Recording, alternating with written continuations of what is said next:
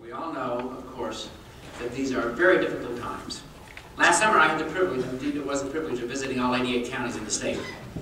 When I came to Ohio in 1990, I came from Colorado, which had 21 counties, and I was president of the university, which had 4 campuses, so as I traveled between the 4 campuses, I'd be in 19, and then I'd make a cameo appearance in 2, so I could always say I'd been in every county every year. And so I'm here in Ohio, I'm being announced as president of the university. I get up and in the middle of my speech, I made this very bold statement, and furthermore, ladies and gentlemen, I'll be in every county every year.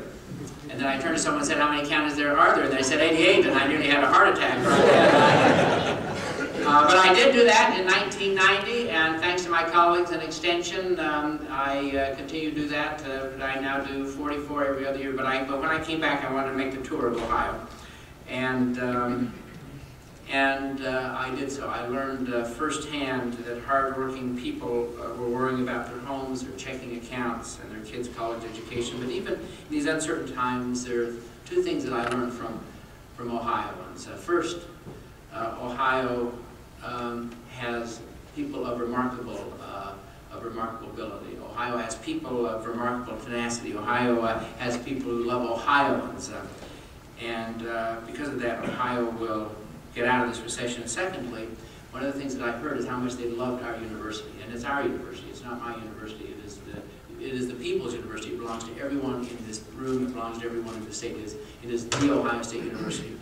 And they believe that higher education will lead the way as we move into our new millennium. So I am truly grateful to be in a state in which there is such a remarkable love affair between people and its university.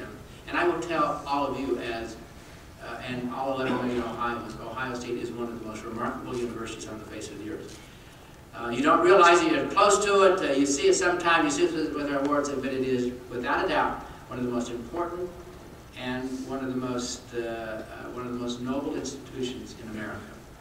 On our campuses in Columbus and Newark and Marion and Worcester are some of the finest minds on the planet. Every day, these men and women go to work and try to change the world, revolutionizing, of course, cancer treatment, writing the great American novel, forging the next generation of plastics, pushing the frontiers of sensor technology. These, by the way, are your scientists and your engineers, and they work for the people of Ohio. And thanks to unprecedented bipartisan support for higher education in this state, thanks to the courage and wisdom of our governor, our chancellor, the president of our Senate, Bill Harris, Ohio State's researchers can act as the engine of opportunity for Ohio. Higher education working hand in hand with Ohio's businesses. Let me say that Ohio State working hand in hand with each and every one of you in this room can clear the path. And one way forward, and just one way, is that of sustainability. In 2009, environmentalism is no longer a political talking point, it is the economic future. I want a sign in my office that says environmentalism, it is the economy, stupid. Economies are always powered by innovation. In the 19th century, it was the Industrial Revolution. In the 20th century, it was the Computer Revolution. And in the 21st century, there will be an energy revolution. It is only a question of where it will happen. All the key players, America, China, India, California, Indiana, even Michigan, know that whoever makes clean technology the top priority controls the next century, and I do believe that. This is the race for the future. And I want to make it clear to you, Ohio State makes Ohio a leading competitor. Ohio State is currently #2 in the nation in industry-sponsored research, bringing in $720 billion per year. Think about that. Alone in that competition, we rank 9th among all universities in this country in terms of our sponsored research. We have some faculty members who generate more revenue than small businesses. But to maximize their expertise and realize their vision, we need to partner in with the private sector, with each and every one of you. Lucky and fortunate for us here in Wayne County, and very fortunate for Ohio State, is the synergy between business and higher education. And that, of course, that synergy is the gospel of this great thing we call OARDC. Take the smartest scientists and the savviest entrepreneurs and bring them together to start solving sustainability today. Now, I'm aware that that sounds a bit hyperbolic. And if a guy who looks like me showed up in my town and started preaching serial optimism, I might not believe him either. But if I were going to place my bet on the center, on the epicenter of America's sustainability revolution, my money would ride on the heartland of this country, and this is the heartland, Ohio. We have the expertise and drive that no one else has. Agriculture, after all, was the original sustainability industry. On issues of food production, animal safety, and environmental stewardship, and the issues that will feed and power the world for the next 100 years, the East Coast, the West Coast, and the Ivy League have nothing on Ohio. Nor can they match that central Midwestern value, that value personified by so many people in this room, and that is hard, damn work. The energy crisis, and let us not kid ourselves, it is a crisis, will not be saved by a single piece of technology. Sustainability will not magically appear in a single eureka moment. Sustainability is 1,000 small stories. It is a PhD in Worcester figuring out that dandelions are a source of renewable rubber. Think about that. It is a business in Columbus trying to design a charger for a hybrid car. It is 1,000 new ideas, 1,000 new ways to build better solar panels and lighting and insulation and generators. It is 1,000 opportunities for innovative partnership between business and science.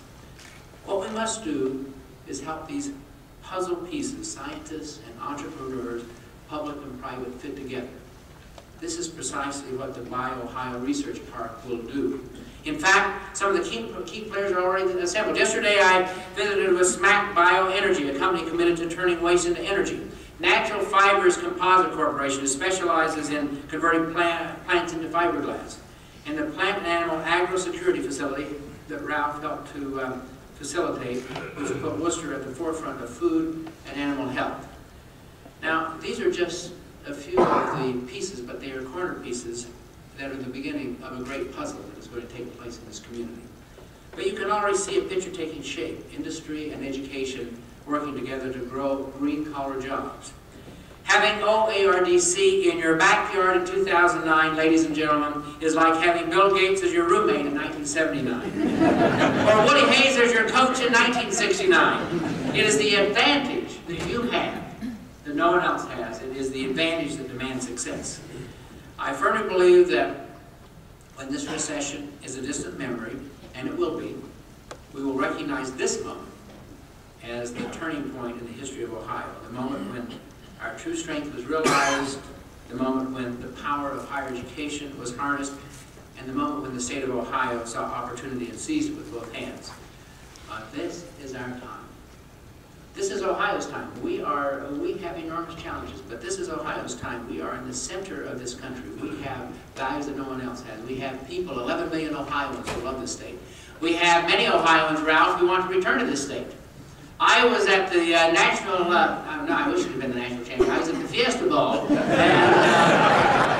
I'm with our football team, and there's this lady who is in charge of the hotel, and she comes up to me and introduces herself. Her name is Sue Michelson, and she is from Cambridge, Ohio. And I said, Sue, how long have you lived in Arizona? She said, 17 years. And I said, you must love it here. She looks at me with the most direct glare, and she said, find me a job in Ohio. Find me a job in Ohio. Ladies and gentlemen, we are blessed. This is Ohio's time, and I'm honored to be back and be part of all of that. So thank you, Wayne County. Thank you for your support of our university. Thank you for all you do. Congratulations on your achievements. And this year, you don't need to ask me to get rid of our football coach. He's doing a great job. Thank you.